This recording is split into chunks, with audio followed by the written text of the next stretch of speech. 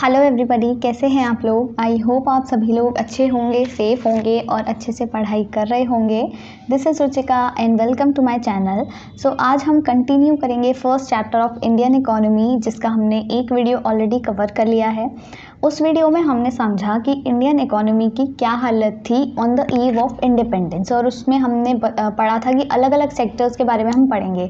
जैसे agriculture sector आपका हो गया, फॉरेन सेक्टर, इंडस्ट्रियल सेक्टर, सारी चीज़ों के बारे में हम अलग अलग पढ़ेंगे कि इंडिपेंडेंस के टाइम पे या फिर ब्रिटिश रूल के अंदर उनकी क्या क्या चीज़ें ख़राब हुई, कैसे ख़राब हुई, क्या हालत थी, ये सब हम पढ़ेंगे। ठीक है, तो एग्रीकल्चर के बारे में हम ऑलरेडी पढ़ चुके हैं फर्स्ट वीडियो में। जिसने भी अभी तक वो वीडियो नहीं देखा है जल्दी से जाके देख सकते हो आप लोग आई बटन पर क्लिक करके। और आज के वीडियो में हम पढ़ेंगे कि इंडस्ट्रियल सेक्टर, आपका फॉरेन ट्रेड का क्या हाल था, और साथ ही साथ आपका डेमोग्राफिक जो प्रोफाइल था वो कैसा था इंडिया का। ये 3 टॉपिक्स हम आज के वीडियो में कवर करने वाले हैं। और आज का वीडियो भी खास इंटरेस्टिंग होने वाला है। बहुत सारे इजी पॉइंट्स के साथ में लेकर के आई हूँ, मतलब सिंपल सी भाषा में मैंने लिखा हुआ है सारा सामान जो भी आपको नज़र आ रहा है स्क्रीन पर, जिससे कि आपको सारी चीज़ें इजीली रिकॉल हो जाएंगी या याद हो जाएंगी। मतलब साथ ही साथ आई वुड रिक्वेस्ट यू कि अपना पेन कॉपी ज़रूर लेकर के बैठे साथ में, क्योंकि अगर खुद से नहीं लिखोगे और मैं कितना भी इजीली समझा दूँ या पढ़ा दूँ, आपको नहीं समझ आने वाला। तो खुद से पॉइंट्स लिखो, जिससे कि आप जब लिखोगे फिर जब आप बाद में कभी याद करोगे, आप एग्ज़ाम में लिख रहे होगे या कुछ भी करोगे, तो आपको याद आएगा कि हमने इस टाइम पे यहाँ से पढ़ के ये लिखा था। राइट, तो आपको खुद से भी कुछ मेहनत करनी है। राइट, अब हम स्टार्ट करते हैं। हमारा सबसे पहला क्या है, आज इंडस्ट्रियल सेक्टर के बारे में हमको पढ़ना है। अब हम इंडस्ट्रियल सेक्टर की बात करें, इंडस्ट्रीज से आपको समझ आ रहा है, यानी कि इंडस्ट्रीज़ की क्या हालत थी और ये क्या क्या चीज़ें थी वगैरह वगैरह। तो जैसे कि मैंने आपको बताया हुआ है कि एग्रीकल्चर सेक्टर में हमने पढ़ा था ना, हमारी कंट्री में कौन कौन सी इंडस्ट्रीज़ थी।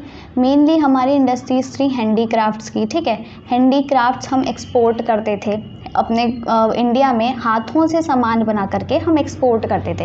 यहाँ ये हैंडीक्राफ्ट्स वाली हमारे पास मेन इंडस्ट्रीज़ थी। ठीक है, अब क्या हुआ इंडस्ट्रियल सेक्टर में, अगर हम देखें on the eve of independence के टाइम पे क्या हुआ। सबसे पहला point, decline in handicraft industry, यानी कि हैंडीक्राफ्ट इंडस्ट्री का बहुत ज़्यादा डिक्लाइन हो गया।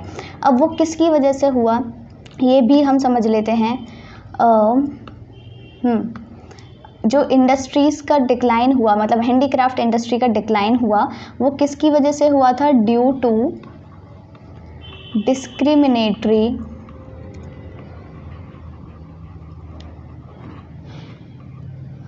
Tariff policy. ठीक है, डिस्क्रिमिनेटरी टैरिफ पॉलिसी। अब ये डिस्क्रिमिनेटरी टैरिफ पॉलिसी क्या थी ये समझना ज़रूरी है। डिस्क्रिमिनेटरी टैरिफ पॉलिसी किसने इंट्रोड्यूस करी थी।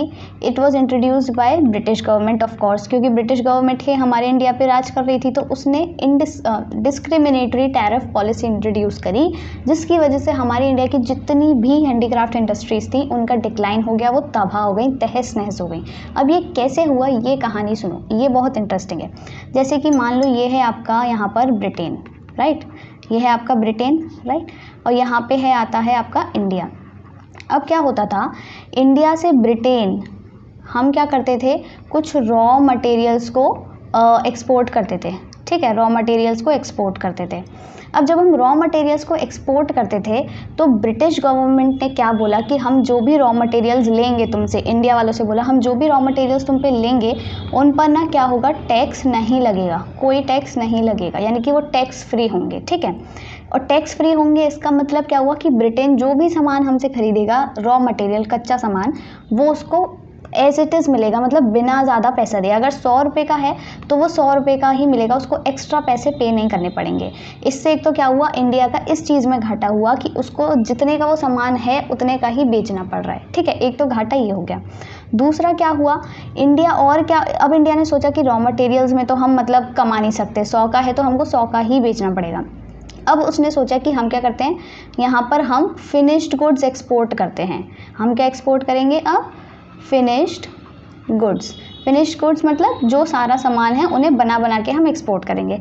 अब इस पे क्या हुआ, इस पे क्या टैरिफ लगा दिया, इस पे ब्रिटिश गवर्नमेंट ने बोल दिया कि इस पे ना टैक्स लगा करेगा। टैक्स लगेगा। मतलब कि अगर कोई सामान 1000 रुपये का है तो उस पर लगा दो 300 रुपये टैक्स, तो आपको वो 1300, तो आपको वो कितने का पड़ेगा, ब्रिटिश गवर्नमेंट को 1300 रुपये का पड़ेगा, यानी कि ब्रिटिश गवर्नमेंट को महंगा पड़ेगा। अब क्योंकि ब्रिटेन के लोगों को वो सामान महंगा पड़ेगा तो ऑब्वियसली वो क्या करेंगे, वो इंडिया से नहीं खरीदेंगे, और जब वो इंडिया से नहीं खरीदेंगे तो इंडिया को यहाँ भी मात मिल गई। यानी कि इंडिया का ना तो रॉ मटेरियल में कुछ फ़ायदा हो रहा है, 100 का था वो 100 का बिक रहा है, साथ ही साथ फिनिश्ड गुड्स में भी कोई फ़ायदा नहीं हुआ क्योंकि उनके फिनिश्ड गुड्स ठप पड़ गए, कोई खरीद ही नहीं रहा, वो एक्सपोर्ट ही नहीं कर पा रहे हैं। क्योंकि ब्रिटेन गवर्नमेंट ने क्या किया, ब्रिटिश गवर्नमेंट ने कहा कि 100 का तुम सामान बना रहे हो, 300 रुपये हमको दो और 1300 में फिर ऐसे करके बेचो। तो ब्रिटेन ने मना कर दिया कि हम नहीं खरीदेंगे। तो एक तो यहाँ पे वो हो गया। अब इसका फ़ायदा उठाया ब्रिटेन ने कैसे, इसका फ़ायदा ऐसे उठाया कि ब्रिटेन ने सोचा कि अब हम ऐसा करते हैं, हम इंडिया को क्या करेंगे, फिनिश्ड गुड्स सप्लाई करेंगे या फिर फिनिश्ड गुड्स एक्सपोर्ट करेंगे। ठीक है, फिनिश्ड गुड्स को एक्सपोर्ट करेंगे और इससे मतलब थोड़े कम दामों पे, और वो भी विदाउट टैक्स के बिना। तो एक तो इंडिया जब रॉ मटेरियल सप्लाई कर रहा है ब्रिटेन को तो टैक्स नहीं है, तो उसमें इंडिया का घाटा।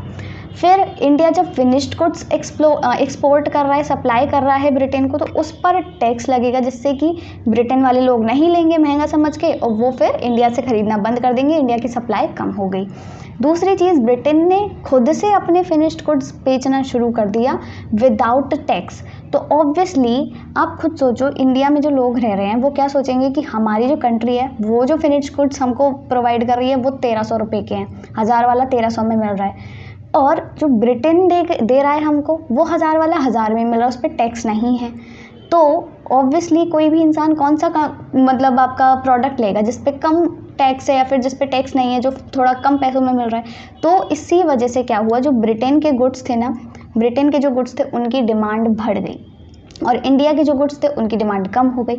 यानी कि इंडिया क्या हुआ, इंडिया रॉ मटेरियल्स बस एक्सपोर्ट कर रहा था, उसमें उसका घाटा हो रहा था, फिनिश्ड गुड्स एक्सपोर्ट कर रहा था, उसमें घाटा हो रहा था, और बदले में उसको ब्रिटेन से फिनिश्ड गुड्स इंपोर्ट करने और पड़ रहे थे। और इसकी वजह से क्या हुआ, लोगों की डिमांड चेंज हो गई, लोगों का फैशन, लोगों का टेस्ट चेंज हो गया, क्योंकि लोगों को ब्रिटेन से गुड्स आ रहे थे। अब बाहर से अगर आप इंपोर्टेड गुड्स खरीदते हो तो आपका टेस्ट, प्रेफरेंस, फैशन ये सब चेंज होता है ना, इससे क्या हुआ, नए डिमांड पैटर्न्स जनरेट हो गए, लोगों का स्टाइल चेंज हो गया। यहाँ से हमारे वेस्टर्न कल्चर की भी शुरुआत हुई, लोगों ने ब्रिटेन का कल्चर धीरे धीरे अपनाने लग गए, वहाँ के कपड़े, वहाँ का रहना सहना, पहनना, मतलब जो भी था पहनावा, ये सब उन्होंने अडॉप्ट कर लिया। तो इस चक्कर में ये जो डिस्क्रिमिनेटरी टैरिफ पॉलिसी, इसके वजह से हैंडीक्राफ्ट्स इंडिया के बहुत ज़्यादा सफ़र हुए, इंडिया की हैंडीक्राफ्ट्स इंडस्ट्रीज़ को बहुत ज़्यादा लॉस फेस करना पड़ा और ये सारी चीज़ें तहस नहस होकर तबाह हो गई। ठीक है, अब इसके एडवर्स इफेक्ट्स क्या हुए, ये जो डिक्लाइन हुआ हैंडीक्राफ्ट्स इंडस्ट्री में, इसके एडवर्स इफेक्ट्स क्या थे, high level of unemployment. High level of unemployment होएगा ऑब्वियसली, क्योंकि जब आपकी क्या कहते हैं कंट्री में कुछ अच्छा प्रोडक्शन ही नहीं हो रहा है, ना आप कहीं बेच पा रहे हो, ना कुछ कर पा रहे हो, तो अनएम्प्लॉयमेंट तो क्रिएट हो गई। साथ ही साथ में डिपेंडेंस ऑन फॉरेन गुड्स पे आपकी डिपेंडेंस ज़्यादा बढ़ गई। क्यों? क्योंकि आपकी कंट्री का तो लोग खरीद नहीं रहे, आपके पे तो टैक्स ज़्यादा लगा दिया ब्रिटेन गवर्नमेंट ने, पर जो ब्रिटेन से जो सामान आ रहा है वो लोग खूब पसंद भी कर रहे हैं और उस पर टैक्स भी नहीं है, वो सस्ता भी मिल रहा है। तो इस चक्कर में क्या, वो फॉरेन गुड्स पे हमारी डिपेंडेंस ज़्यादा बढ़ गई। साथ ही साथ यहाँ पे नेक्स्ट पॉइंट अब क्या आता है, lack of capital goods industries. Capital goods यानी कि मशीनरी वाली मशीन्स जो थी ना, उनकी इंडस्ट्रीज़ कम थी वहाँ पे। उस टाइम पे क्या था, देखो मैंने बताया अनएम्प्लॉयमेंट बहुत कम था, लोग इतने ज़्यादा अनएम्प्लॉयड थे और साथ ही साथ वो ज़्यादा एजुकेटेड नहीं थे। साथ ही साथ वहाँ पर एग्रीकल्चर में ज़्यादा लोगों का इंटरेस्ट था, वो लोग एग्रीकल्चर एक्टिविटीज़ में ज़्यादा एम्प्लॉयड हुआ करते थे। तो मशीन्स से उनका कोई लेना देना नहीं होता। जब मशीन्स ही नहीं है इतनी सारी तो आप प्रोडक्शन नहीं कर पाओगे। ठीक है, प्रोडक्शन के लिए थोड़ी बहुत मशीन्स की भी ज़रूरत होती है। तो उस टाइम पे क्या था, कैपिटल गुड्स इंडस्ट्रीज़ हमारे यहाँ बहुत कम थी और जिसकी वजह से हमारा आउटपुट भी बहुत ज़्यादा सफ़र करता था। और जब आउटपुट सफ़र करता था तो उसकी वजह से लो कंट्रीब्यूशन था इंडस्ट्रियल सेक्टर का जीडीपी में। जैसे हमारी कोई भी कंट्री की जीडीपी होती है वो 3 सेक्टर्स से आती। ठीक है, एक होता है आपका प्राइमरी सेक्टर, एक होता है आपका सेकेंडरी सेक्टर, एक होता है टर्शरी सेक्टर। उस टाइम पे क्या था, सेकेंडरी सेक्टर जो था हमारे, जिसे हम इंडस्ट्रियल सेक्टर कहते हैं, क्योंकि इंडस्ट्रीज़ नहीं थी, मशीन्स नहीं थी, मैंने बताया ना कैपिटल गुड्स इंडस्ट्रीज़ का कमी थी। तो उस टाइम पे क्या था, ये जो सेकेंडरी सेक्टर था ना, ये बहुत ही ज़्यादा कम कंट्रीब्यूट करता था हमारी जीडीपी में। और साथ ही साथ वहाँ पे पब्लिक सेक्टर का बहुत ही कम रोल था। पब्लिक सेक्टर मतलब सरकार, अब सरकार कौन थी हमारी? सरकार तो ब्रिटिश गवर्नमेंट थी ना, तो सरकार का कोई रोल नहीं था। उन्होंने इंडस्ट्रीज़ डेवलपमेंट करने के लिए, मशीन्स नई बनाने के लिए कोई भी काम नहीं किया, कोई इंडस्ट्री का डेवलपमेंट नहीं किया, साथ ही साथ इंडस्ट्रीज़ को डिक्लाइन और कर दिया। हैंडीक्राफ्ट इंडस्ट्री जो थी ना उसको डिक्लाइन और कर दिया। और साथ अगर जैसे यहाँ पे अभी आपने देखा ब्रिटेन गवर्नमेंट क्या कर रही थी, हमसे रॉ मटेरियल खरीद रही है, ठीक है, रॉ मटेरियल इसने खरीदा और फिनिश्ड गुड्स हमको बना के बेच रही है। अब ये चाहती तो रॉ मटेरियल हमसे ना खरीद के इंडिया में ही इंडस्ट्रीज़ लगाती, वहीं पर रॉ मटेरियल यूज़ करके हमको फिनिश्ड गुड्स बना के देती, पर इसको ऐसा नहीं करना था। इसको क्या चाहिए था? इसको या तो अपने यहाँ पर इंडस्ट्रियल डेवलपमेंट करना था ना, अपने इंडस्ट्रीज सेटअप करनी थी, मैंने बताया था। तो इसी और यहाँ पे इसको अपना कंट्री का एम्प्लॉयमेंट बढ़ाना था, सब कुछ अपनी कंट्री के लिए करना था। चाहते तो अगर ये इंडिया में भी इंडस्ट्री सेटअप करके इंडिया में एम्प्लॉयमेंट बढ़ा सकते थे, वहीं का रॉ मटेरियल यूज़ करके वहीं प्रोडक्शन कर सकते थे, पर नहीं, इन्हें इंडिया से कोई मतलब नहीं था, इंडिया को बस लूटना था। तो रॉ मटेरियल सस्ता लिया, बना के महंगे में चेप दिया, और ये सब काम करके इन्होंने इंडस्ट्रीज़ का बहुत तहस नहस कर दी, बहुत सत्यानाश कर दिया। तो ये सारे पॉइंट्स आपको इंडस्ट्रियल सेक्टर से रिलेटेड याद रखने हैं। क्या क्या पॉइंट्स हैं? हैंडीक्राफ्ट इंडस्ट्री का डिक्लाइन हुआ और उससे क्या हुआ? अनएम्प्लॉयमेंट बहुत ज़्यादा बढ़ गया, साथ ही साथ फॉरेन गुड्स पे हमारी डिपेंडेंस ज़्यादा बढ़ गई। दूसरी चीज़ कि मशीनरी वाली जो इंडस्ट्रीज़ होती है, यानी कि कैपिटल गुड्स इंडस्ट्रीज़, उनकी बहुत ज़्यादा कमी थी। कमी होने की वजह से लो लेवल ऑफ जीडीपी था या फिर लो कंट्रीब्यूशन टू जीडीपी था, और साथ ही साथ उसमें पब्लिक सेक्टर का यानी कि ब्रिटिश गवर्नमेंट का कोई रोल नहीं था।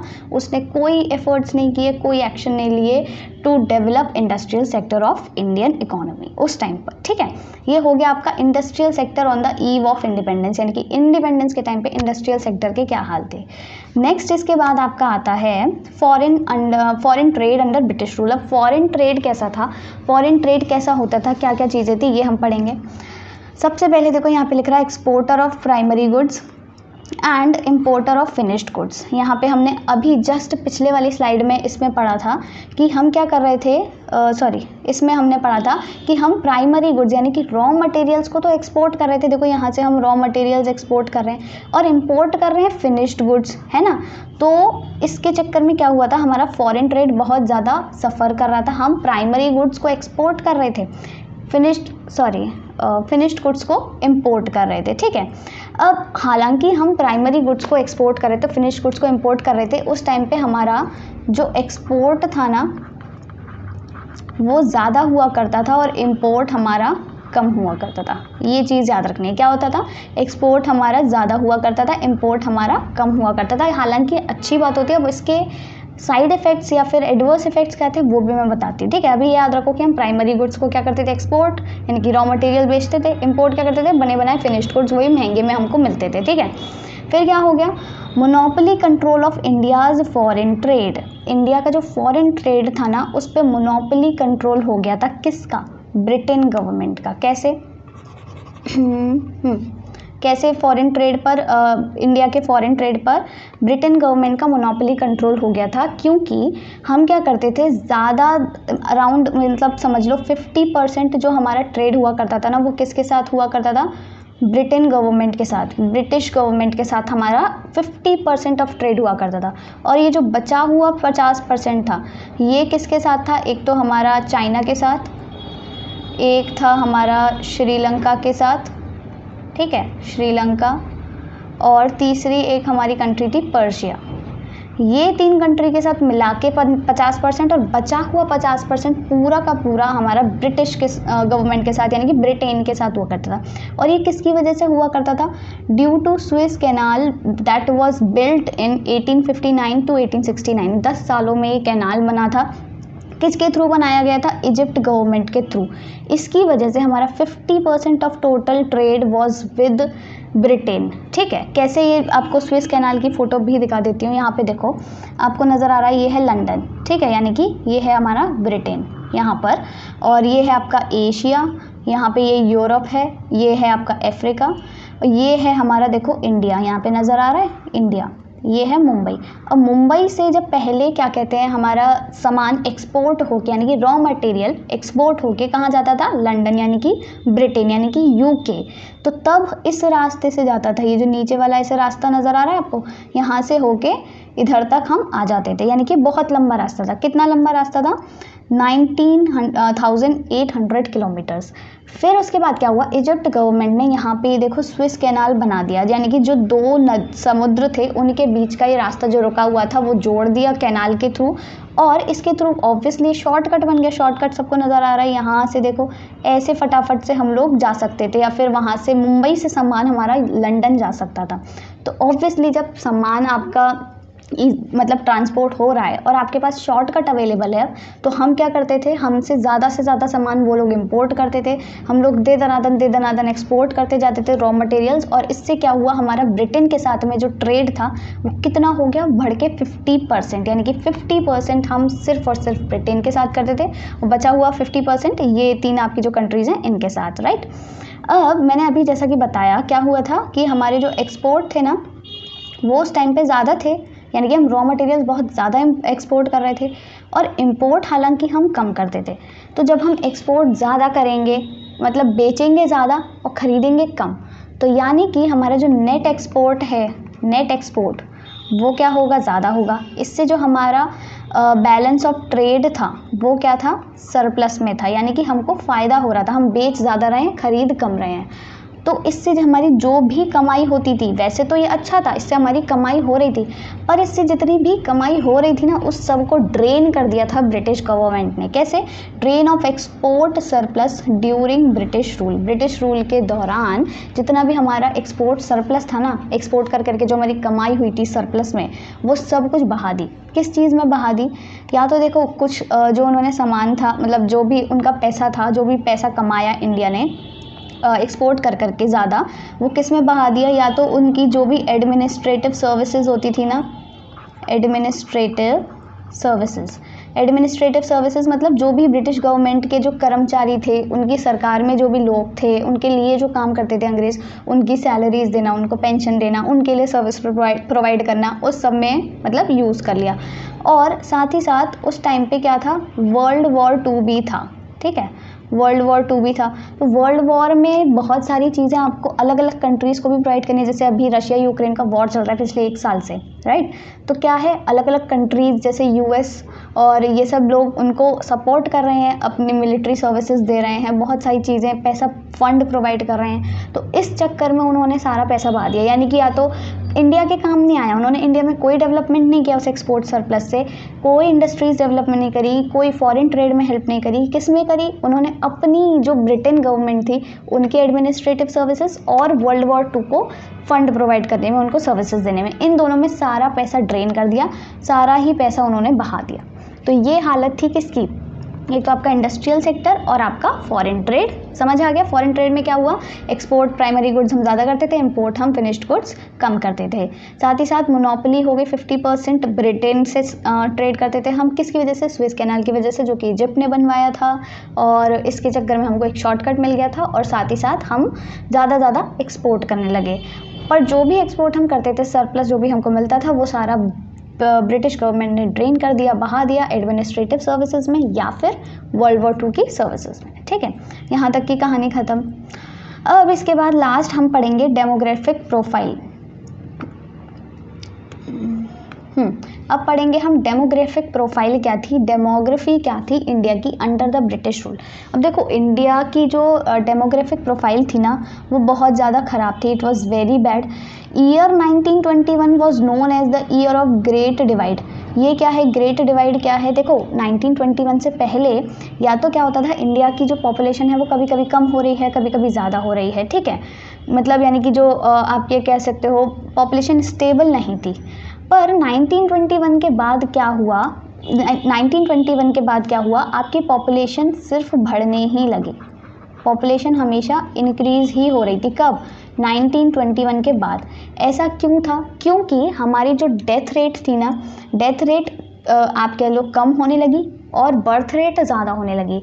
जब लोग पैदा ज़्यादा हो रहे हैं, मर कम रहे हैं, तो उसका नेट इफेक्ट क्या होगा, पॉपुलेशन बढ़ेगी। पैदा ज़्यादा हो रहे हैं यानी कि पॉपुलेशन बढ़ रही है, तो इस चक्कर में क्या हुआ, हमारी इंडिया की जो पॉपुलेशन थी वो 1921 के बाद वो बढ़ने लग गई। और इस ईयर को यानी कि इस 1921 को हम इसीलिए क्या कहते हैं, ईयर ऑफ ग्रेट डिवाइड। ये याद रखना है, एमसीक्यूज में पूछा जा सकता है। ईयर ऑफ ग्रेट डिवाइड कहते हैं 1921 को, और क्यों, इसके बाद हमारी जो पॉपुलेशन है वो बढ़ने लगी थी। इसको हम और क्या बोल सकते हैं, India entered second demographic transition. ये याद रखना है, कौन सा demographic transition, second demographic transition. आप कहोगे ये सेकेंड और फर्स्ट क्या है, देखो फर्स्ट डेमोग्राफिक ट्रांजिशन वो होता है जहाँ पर, फर्स्ट वाला देखो क्या होता है, जहाँ पे आपका बर्थ रेट भी बढ़े, ठीक है, और आपका डेथ रेट भी बढ़े, राइट। और सेकेंड आपका डेमोग्राफिक ट्रांजिशन क्या होता है, जहाँ पर आपका बर्थ रेट तो बढ़े पर डेथ रेट आपका घटता जाए। अब क्योंकि बर्थ रेट बढ़ रही है, लोग वही जो मैंने अभी बताया कि लोग पैदा ज़्यादा हो रहे हैं मर कम रहे हैं, तो उसका नेट इफेक्ट क्या होगा, पॉपुलेशन इंक्रीज होगी। तो 1921 के बाद से क्या हुआ, इंडिया ने सेकेंड डेमोग्राफिक ट्रांजिशन में एंटर किया, जिससे कि डेथ रेट, जहाँ पर डेथ रेट कम थी बर्थ रेट ज़्यादा थी, इसका नेट इफेक्ट ये था कि पॉपुलेशन और बढ़ने लगी। और उसके बाद से इंडिया की पॉपुलेशन कंटिन्यूसली बढ़ ही रही है 1921 से, ठीक है। ये और इस ईयर को इसीलिए हम क्या कहते हैं, year of great divide, right. ये सारी कहानियाँ पढ़ सकते हो, यही सब मैंने लिखा हुआ है यहाँ पर। और हाँ, ये भी याद रखना है कि फर्स्ट ऑफिशियल सेंसस जो था वो कब हुआ था, 1881 में, ठीक है। कब हुआ था, 1881 में। और 1881 के बाद से हर साल वो 10 साल के गैप में होता है। लास्ट जो हुआ था वो हुआ था 2011 में, होना था वैसे 2021 में भी, पर अभी उसका पूरा डेटा कलेक्ट नहीं हो पाया है कोविड की वजह से, बहुत सारी चीज़ों की वजह से बहुत ज़्यादा चेंजेस आए हैं हमारी इकोनॉमी में, राइट, कोविड के बाद से।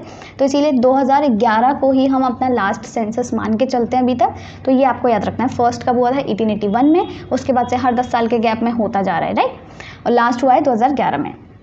अब इसके बाद आता है ये कि ब्रिटिश रूल के अंदर हमारी जो डेमोग्राफिक प्रोफाइल थी वो थी कैसी, ठीक है। अलग अलग पॉइंट्स अब हम पढ़ेंगे, पहले हमने ओवरऑल पढ़ लिया था, अब हम शॉर्ट में पढ़ते हैं, मतलब आगे आगे डिटेल में पढ़ते हैं सारी चीज़ें। सबसे पहला आता है high birth rate and death rate, यानी कि मैंने बता दिया ना, बर्थ रेट भी ज़्यादा है और डेथ रेट भी ज़्यादा है। मतलब ऐसा नहीं है कि मैंने बोला था कि डेथ रेट कम हो रहा था, पर दोनों ज़्यादा ही थे। डेथ रेट बढ़ तो रही थी पर कम बढ़ रही थी in comparison to birth rate. Birth rate ज़्यादा बढ़ रही थी, डेथ रेट कम बढ़ रही थी। तो नेट इफेक्ट ये होगा कि बर्थ रेट ज़्यादा बढ़ेगी और पॉपुलेशन बढ़ेगी। बर्थ रेट और डेथ रेट होता क्या है ये भी जान लेते हैं। देखो बर्थ रेट क्या है, it refers to the number of children born per 1000, यानी कि हर 1000 में से लोग कितने पैदा हो रहे हैं एक साल में, इन अ ईयर। और इसी तरह जो डेथ रेट होता है वो क्या होता है, it refers to the number of people dying per 1000 in a year, एक साल में 1000 में से कितने लोग मर रहे हैं, ठीक। Both death rate and birth rate were very high, दोनों ही हाई थे। कितने थे अराउंड, ये डेटा थोड़ा बहुत आप याद रख सकते हो तो रखो, वरना लास्ट टाइम पे मतलब जब आपके एग्जाम्स होंगे उससे पहले मैं आपको बता दूंगी कि कैसा कैसा डेटा आपको कौन से टॉपिक में याद करना है, ज़रूरी है और किस में ज़रूरी नहीं है, ठीक है। अभी के लिए आप पढ़ लो। उस टाइम पे डेथ रेट और बर्थ रेट दोनों ही वर वेरी हाई। कितना था आपका, डेथ रेट तो था देखो 40 और बर्थ रेट था आपका 48, यानी कि लोग पैदा ज़्यादा हो रहे हैं, 1000 में से 48 तो पैदा हो रहे हैं, 40 मर रहे हैं, ये मान लो, यानी कि हर 8 बच्चे एक्स्ट्रा, तो पॉपुलेशन बढ़ेगी। अभी करंट का देखें तो हम कितना है, 7 पर 1000 डेथ रेट, यानी कि 1000 में से सिर्फ 7 ही मर रहे हैं, बहुत कम हो गया है, ठीक है। पहले 40 था, अब 7 है। और अभी बर्थ रेट कितना है, 19 पर 1000, यानी कि 19 बच्चे पैदा हो रहे हैं। और हमारी जो पॉपुलेशन ग्रोथ है ना वो अभी कितनी है, 1.19, यानी कि अराउंड आपका ये कह लो 1.2% जो हमारी पॉपुलेशन ग्रोथ है वो हर साल होती है। हर साल 1.2% से हमारी पॉपुलेशन बढ़ रही है। तो ये आपको याद रखना। देखो पहले गैप भी कितना था, 40 और 48 के बीच में, और अभी कितना है 7 और 19 के बीच में, राइट। तो ये सारी चीज़ें आपको याद रखनी है। पहले उस टाइम पे 40 और 48 डेथ रेट और बर्थ रेट था, अभी कितना है 7 और 19 है, और 1.2% से हमारी पॉपुलेशन बढ़ रही है। फिर इसके बाद आता है आपका, पहले क्या पढ़ लिया, हाई डेथ रेट और बर्थ रेट। अब आता है लिटरेसी रेट। लिटरेसी रेट क्या होता है, लोग कितने पढ़े लिखे हैं। उस टाइम पे नियरली 16% थी, सिर्फ 16%, यानी कि हर 100 में से सिर्फ 100 नहीं, हर 100 में से सिर्फ हर 1000 में से सिर्फ 16 लोग ही पढ़े लिखे हैं, ठीक है। जिसमें से कि 7% आपकी फीमेल की थी, यानी कि हर 1000 में से सिर्फ 7 लेडीज़ ही पढ़ी लिखी थी, 7 फीमेल्स ही पढ़ी लिखी थी। तो ये बहुत ज़्यादा ही इससे हमारे शो होता है कि हमारी इकोनॉमी कितनी बैकवर्ड थी, कितनी ज़्यादा अनएजुकेटेड थी, कितने इलिटरेट लोग थे वहाँ पे, और इसी की वजह से अनएम्प्लॉयमेंट भी था। ऑब्वियसली जब पढ़े लिखे नहीं होंगे तो एम्प्लॉयमेंट कहाँ से मिलेगा, राइट। तो लिटरेसी रेट हमारी कितनी थी 16%, जिसमें से कि फीमेल लिटरेसी रेट थी 7%।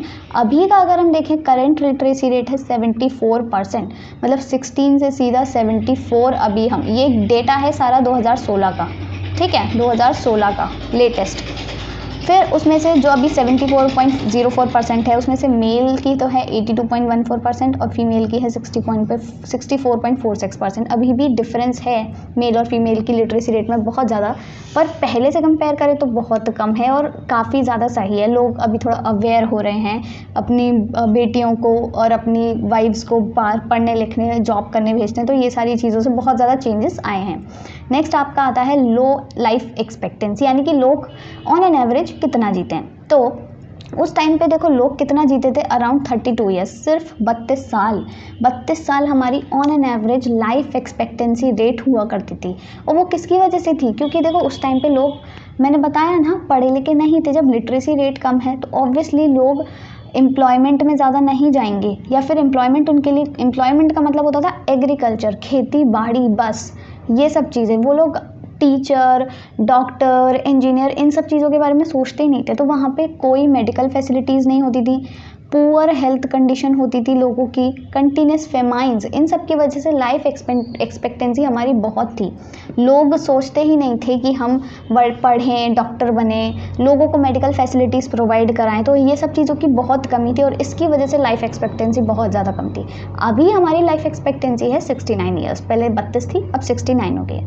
नेक्स्ट आपका आता है हाई इन्फेंट मोर्टेलिटी रेट, यानी कि ये क्या होता है, it refers to the number of deaths of children per 1000 below the age of 1 year. यानी कि जब बच्चा पैदा होता है तो 1 साल के अंदर अंदर 1000 में से कितने बच्चे मर रहे हैं, वो होती है आपकी high infant mortality rate. Infant मतलब छोटा बच्चा, तो 1 साल के अंदर अंदर 1000 में से कितने बच्चे हैं जो मर जाते हैं पैदा होने के बाद।